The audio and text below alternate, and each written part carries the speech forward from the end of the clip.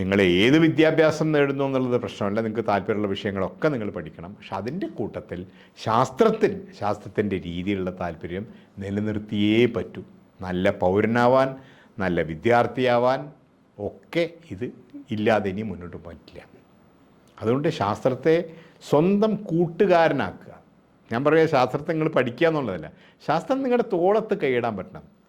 നിങ്ങൾക്ക് എവിടെ നോക്കിയാലും ശാസ്ത്രം പഠിക്കാൻ പറ്റും. ഇപ്പോൾ നിങ്ങൾക്ക് എന്തുകൊണ്ടാണ്, എങ്ങനെയാണ് വെള്ളം ഉണ്ടായത്, എങ്ങനെയാണ് വെള്ളം ആവിയാവുന്നത്, ഇതൊക്കെ പഠിക്കാൻ വേണ്ടിയിട്ടാണ് പാഠപുസ്തകത്തിൽ പോയി നിങ്ങളൊക്കെ ഇൻ്റർനെറ്റും മൊബൈൽ ഫോണൊക്കെ കൈകാര്യം ചെയ്യുന്ന ആൾക്കാരല്ലേ. വിക്കിപീഡിയ പോയിക്കോളൂ, അല്ലെങ്കിൽ ഗൂഗിൾ സെർച്ച് ചെയ്തോളൂ. കൊച്ചു കൊച്ചു കാര്യങ്ങളുടെ ഒക്കെ പുറകിലെ ശാസ്ത്രം മനസ്സിലാക്കുക എന്നുള്ളൊരു ശീലമാവണം. എവിടെയും ശാസ്ത്രം ഇങ്ങനെ ചെതറിക്കിടക്കുക. അതുകൊണ്ട് ശാസ്ത്രത്തെ സ്നേഹിക്കുക, ശാസ്ത്രത്തെ മനസ്സിലാക്കുക, ശാസ്ത്രത്തെ പ്രയോജനപ്പെടുത്തുക. അത് നിങ്ങളുടെ മുന്നിലേക്കുള്ള പോക്കിൻ്റെ ഏറ്റവും പ്രധാനപ്പെട്ട ഒരു രീതിയും ഉപാധിയും ഒക്കെ ആയിട്ട് മാറണം.